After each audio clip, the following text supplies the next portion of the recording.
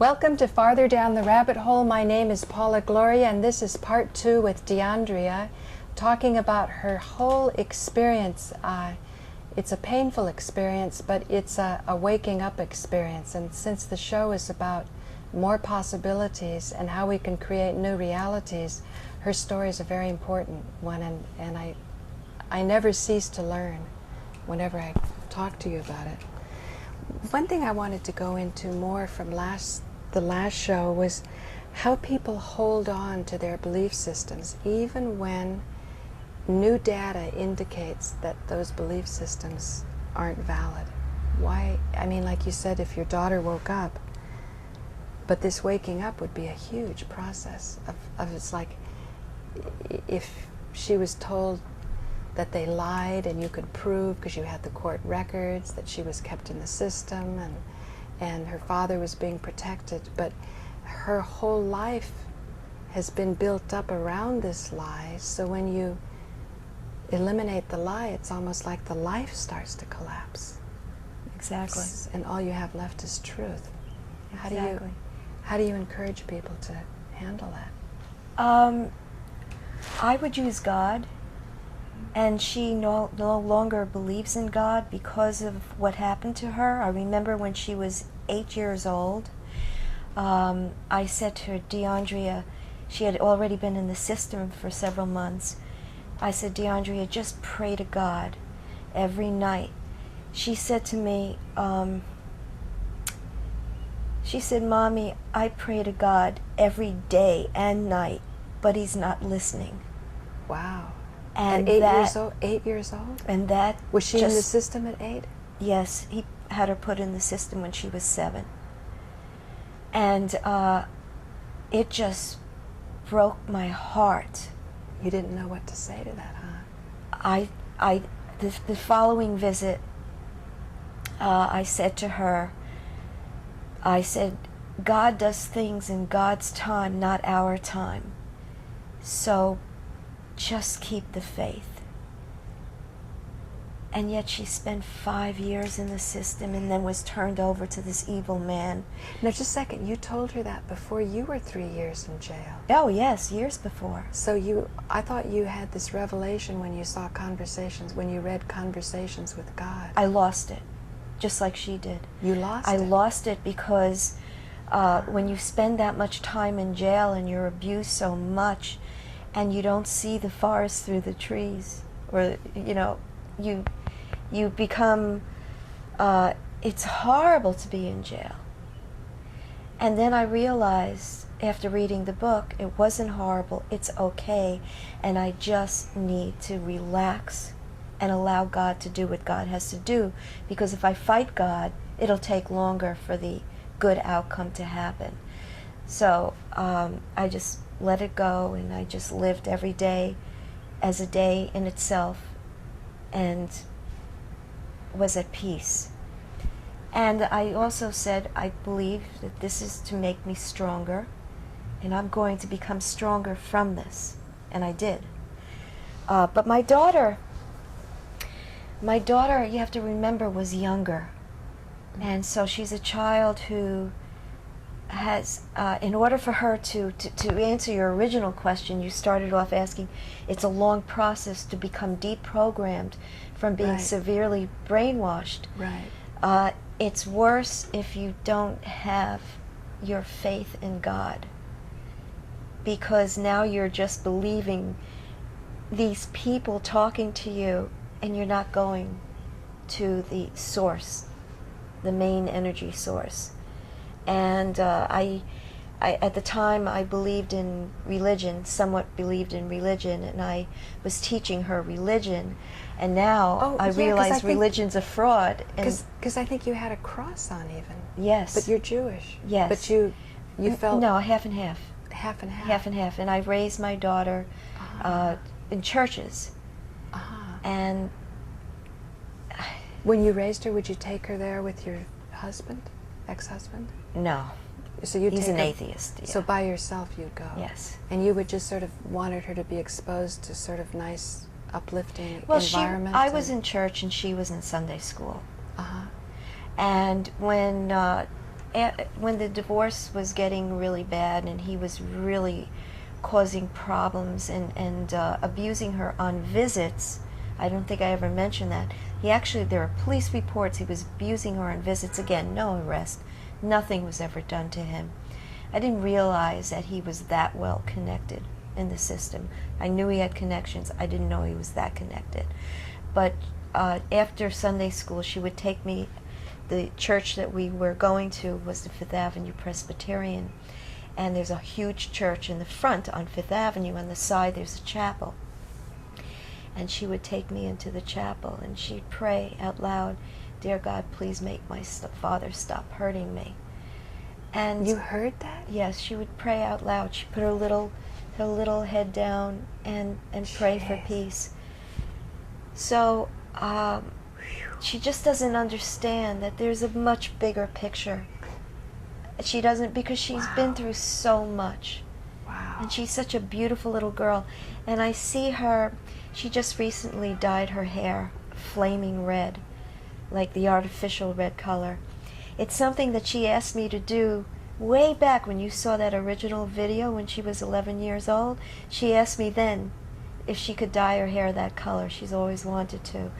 So she finally did it. She's now 18, all these years later, Yeah. and she just recently dyed her hair that flaming red. But you understand that? I understand that. Uh-huh. I understand that when I go down to the East Village and I see girls with tattoos all over and holes in their face and their tongues and their nipples, and I understand this was not a loved child. Right. I remember once Alan and I were at some kind of rainbow gathering where most of the people were naked, including us, and we were going around with our camera and taking pictures, and this being naked was just like the bottom line, you know, that was your base. Then there were piercings and, you know, all kinds of stuff. So we were videotaping people and asking them for their story. And do you need to catch that? This is a transparent show. Okay. Yeah, But anyway, they were a little music in the background. the show must go on. And here I am. Anyway, this fellow had a pierced penis. Ugh, and so, ow, yeah, he had a pierced penis. I didn't even see it, and I'm hurting just thinking about it. So I was going around, and I always like to do in-depth interviews. I've always been attracted to farther down the rabbit hole, even before I knew that kind of name or concept. Oh, Howard Stern's definitely going to pick up this program. Well, the pierced penis. Well, He'll want a picture of that guy. Yeah, well, we do have a picture, actually, come to think of it. But here's the thing. Alan was more the type to sort of get the scatter shots, you know, because the scene was so intense. I guess it was Burning Man. And I wanted to go more deeply into topics. So Alan's got the camera, and I'm doing the interviewing. I've got the mic. And so as I'm talking to the guy, you can see where Alan's attention was, because you see the whole camera going like that. But meanwhile, that's so cute. But meanwhile, I'm looking at the guy's eyes, you know. And so at one point, you know, I guess I'm so sincere, or it's because I really want to know. When I really want to know something, I can kind of like drop the energy and take everybody to, well, you know, more or less, when there's a connection, when you're hooking the energy, then everyone drops in like that. So I said, why did you pierce your penis? And you see, by this time, Alan already had enough of his shot, you know. And so Alan starts to drift away looking for other exciting things. And okay, you know, like it was just, see, I like to go in more deeply. And he looks for more. You were trying to get into the spirituality of the person while Alan was looking at the physical. Yeah, so see, Alan was looking at the penis and I'm looking at the guy's eyes, and I said, why did you do this? And do you know what happened? What? He was starting to burst into tears, saying, I don't know why I did it. And I go, Alan, you know, you just ruined one of the most incredible moments, because if Alan had been in sync with me, he would have stayed there and I would have got the story. But as soon as the guy could feel the camera going away from his penis and his story and stuff, he sort of regained himself, and then the blocks were up, and it was, but there was a moment. So it's, in a way, it's like, it's a plea. It's like saying, notice me, there's something here. It's not necessarily something's wrong, but there's a story here that needs to be heard. So instead of saying, oh, how disgusting, people are piercing their penis, or oh, my daughter made her hair flaming red, it's listen, what's the story going on? That's my comment on that. Also, when I had the crank callers, I used to always say, what's the unmet need here? And then including with... Can you turn the camera off? Oh yeah, you want me to? So in other words, even though her hair is flaming red, or there's these grotesque piercings, if you listen, if you put on your giraffe ears of empathy, there's a story. And that's what I did with the crank collars, and that's what I feel you understand about your daughter. Oh, exactly. Well, you have to remember I was a child myself at one time. And I went to a very exclusive private school here in Manhattan. And there were 3 children in the school who would wear gangster-like outfits. Back in those days, it was black leather jacket was considered gangster, and they came from dysfunctional homes. Uh-huh. So it all went together. Right. It's how people... Did you know they were dysfunctional in high school? Yes, after I got to know... Yeah. You knew it? Yeah. But you liked them, and you... I married one. Oh, really? Yeah, that was my first husband. Oh, wow. So it was a mistake. Because I feel empathy. On one hand, I'm telling you, I understand why these people are this way, but it doesn't mean you should befriend them and get such a close relationship that you're actually dating them, because and then having it'll your bring children. you down. Yeah, and then you have your children abused. You have, it's not a good idea. I mean, if they became cured of their problem, that's another story. But my first husband is still the evil person he was. I had a long-term relationship with somebody dysfunctional after him, and then the third one I married, and so it's like it's not a good idea to get too close to them. Okay, now we're going to go farther down the rabbit hole. Why are women attracted to men like that? Why do we find it exciting? Because I remember, now I'm older and wiser, so these are just memories. But I remember being attracted to the rebel, to the person who, wasn't the goody two-shoes, that wasn't getting the A's, and wasn't the teacher's pet. There was like some fire in my soul, some excitement, something I wanted to know, something I was questioning. Have you figured it out yet? Because I did. Oh, what did you figure out? There were 2 reasons. One was, it was so different. I came from Sutton Place, everything was prim and proper. I went to the finest schools, and you didn't do anything wrong. These were people who went outside of the box and were getting themselves in trouble, and they're non-conventional people. So I thought that was fun. It was exciting. But then after I was But what with is it? Is it convention? because it's different. It's more than different, though. There's something else. Do you think that the young people, do you think that they sense there's something rotten about arrived society? Do you think their souls are longing for some freedom, and even these naughty people may not have the answers, but at least it sort of starts a direction? For me, it was more fun.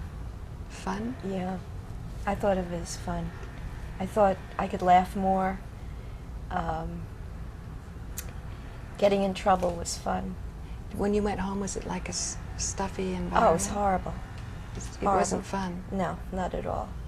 Not at all. Were you expect to perform a lot, get A's and things like that? Yeah, and I did. And you did? I did very well. English was my worst subject, but I was A+ in math, in algebra, geometry, trigonometry.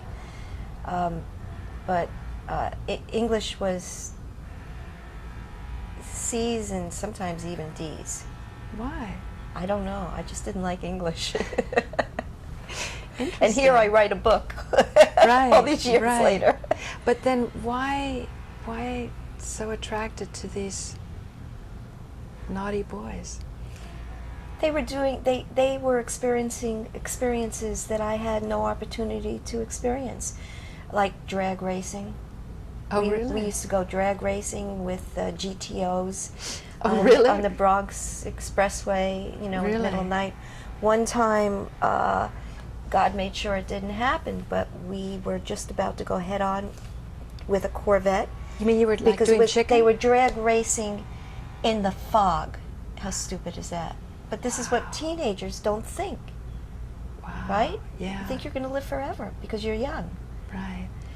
And the driver had it so together, he just managed to swerve just ever so gently, and we just missed it. Everybody would have been dead because they were speed racing also, but in the opposite direction. Wow. So, You know something, as you talk this way, I think if your daughter was to tune in, it would excite her and help her connect. She'd go, Mom was a regular person too. Not just this, you know, I don't know what the word is, because you can't say goody two-shoes. You're certainly not a goody two-shoes, but, you know, trying to restore everything to justice and rehabilitate everybody and well, she put the doesn't bad know all judges that. You have to remember, I was just a working mom before all this happened.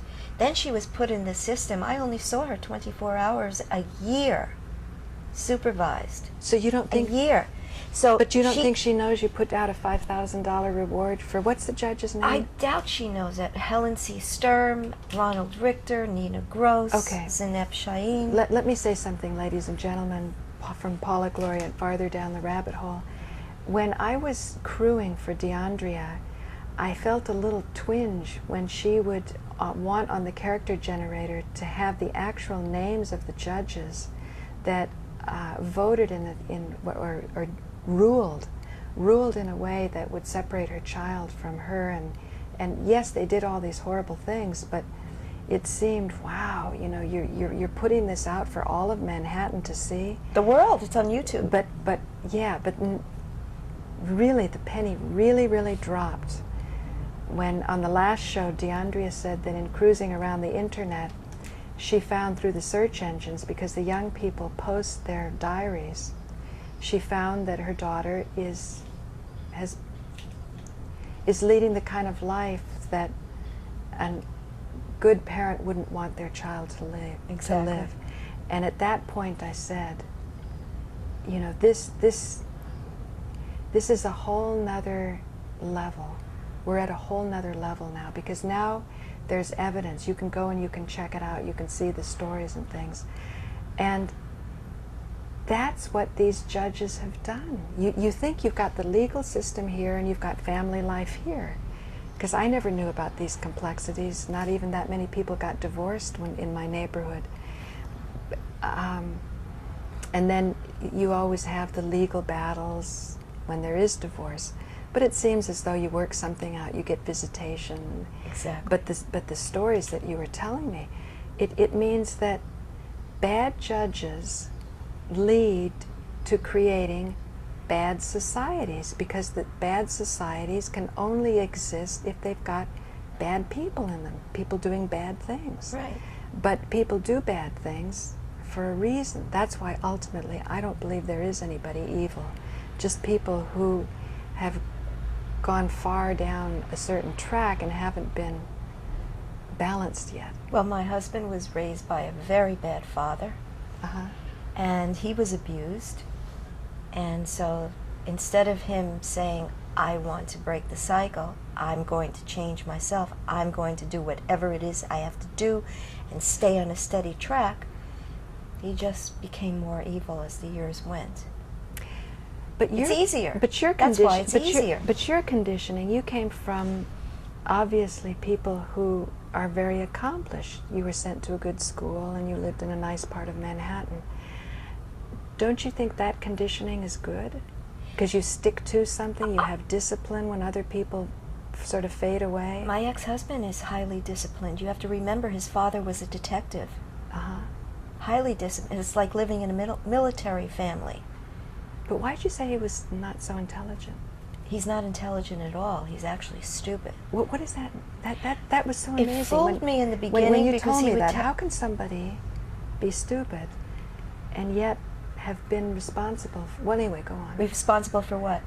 For innocent people going to jail. It seems like you have to be that's- clever to lie. I don't lie just because I feel I'm not that clever, and it's so easy to. That's if you tell different. the truth, you're always. That- You don't. Your life's not complicated. Yeah, You know. Paula, that doesn't make you intelligent if you have the ability to lie and con people. That's not a means of intelligence. It's an art. And he probably achieved that through his father's teachings and the teachings of the department. But I've told you this before.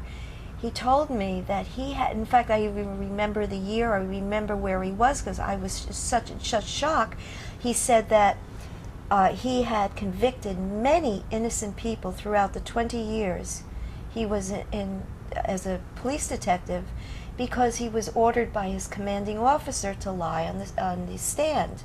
So jurors are tending to believe more of the police Right. and they send innocent people to jail even when you catch the cop in a lie.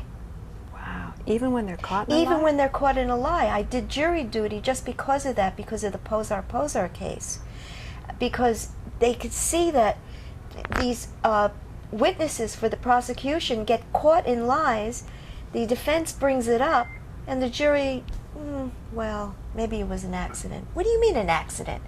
Wow. There's no accident when you lie. Right. But why'd you say he was stupid? I think he has attention deficit disorder, but on such a high degree. In the 11 years rather, I was with him, he never read a book.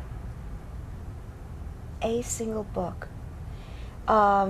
His brain was always in tune of, all he talked about are boats. But a lot of people don't read.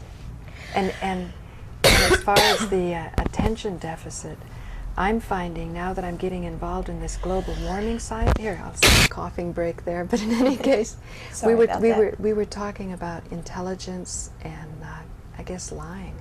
I was saying that I'm not clever enough to do it. You said that's not a function of intelligence. It's an art. It's an art, right? And but you know, nobody has really achieved that art. They try, because when you lie, you eventually get caught. And I'm a good one for memorizing what people say. And if I catch them in a lie, I kind of like, I'm not comfortable with them. Right. And there's actually people that you and I both know that have made extreme lies. And I'm just like... Yeah, you know, with me, I always try to set things up so people don't lie. I always feel bad when someone's lied. Because I think, now I have to, it's not like I have to do something about it, but it's like, oh, I wish that didn't happen because I'm obviously not going to forget it. Yeah, you know? And it's a character And flaw. Then, yeah. Or don't tempt an honest man. He was lying, he lied throughout the whole 11 years we were married. He'd lie about this and that. He'd lie about things that it was insignificant to lie about. There was no reason to. But it was just a part of him. He's not a good person. But you know, people lie when they're afraid. I remember the reason I got so interested in nonviolent communication is because it works so dramatically for me. A lot of times people can be in relationships that they're suffocating in them. And they're afraid to tell their partner because they don't want to hurt their partner's feelings. That's a different kind of lie. And so then they go and they cheat, you know, and then they lie for that reason. But it's heavy on their souls still because they still want clarity, but they don't know what to do. So in this NVC seminar, it came out with the man I was with why he was doing this. And they said, how are you feeling? And he was going, oh, you know, making me wrong in all these ways. And they said, no, this isn't about the reasons or whatever. How are you feeling? And he couldn't do it because he's really in his head kind of person. And then all of a sudden he dropped in and he goes, I'm scared. As soon as he said that, I had all the empathy in the world, and I didn't care how many women he was with, because I really connected with his fear. And I thought, wow, I was the scary person. I was the one he was afraid of. And you know what I'm saying? It just shifted everything. It shifted the entire room, because everybody walks on eggshells when it comes to this relationship thing. Women always want more commitment, and men want more freedom. And then in between, you've got to kind of sort of weave things, otherwise you don't accomplish anything. Without commitment, if relationships aside, even a commitment to yourself to say, this is what I want to do, you've got to focus on it. But when you focus on it, there's all these other things you could have done. Like when I had a business for 10 years, when I was selling the business because I made all this money in cellular and I was doing something else, I looked around Berkeley and it was like I hadn't even known it for 10 years because I'd been working so hard on this retail business. So that's just an insight about why people might lie. Well, I lie about my age. Well, some people don't want to know. You know, they think they want to know things, but do they really want to know? So, but do you want to show that picture, or we'll do that for a whole other show? We'll do that. Just put it. This is for Howard Stern. This is personally for Howard Stern. Howard Stern, you and I both had the same friend, and his name was Herbert Corey, a.k.a. Tiny Tim. And I had worked with Tiny Tim for many years. We were best friends, platonic relationship, but very, very best friends.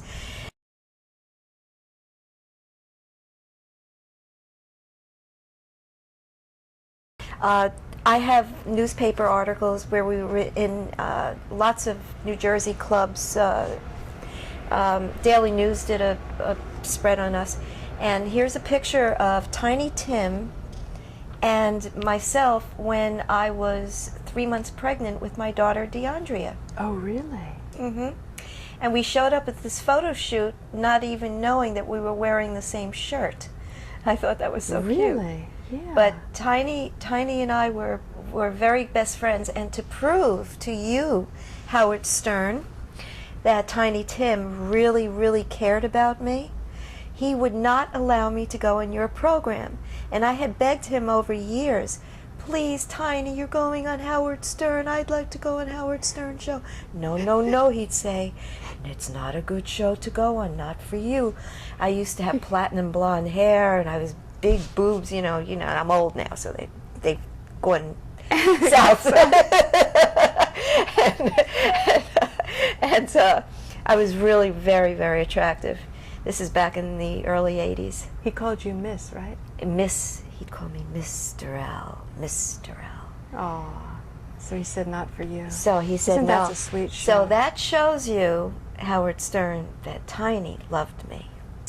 Thank you. I'm Paula Gloria, and this has been Farther Down the Rabbit Hole, and I've really enjoyed being with you. Thanks. we just cut it. Just perfect. Yeah. I hope Howard... Because he never explained it to me.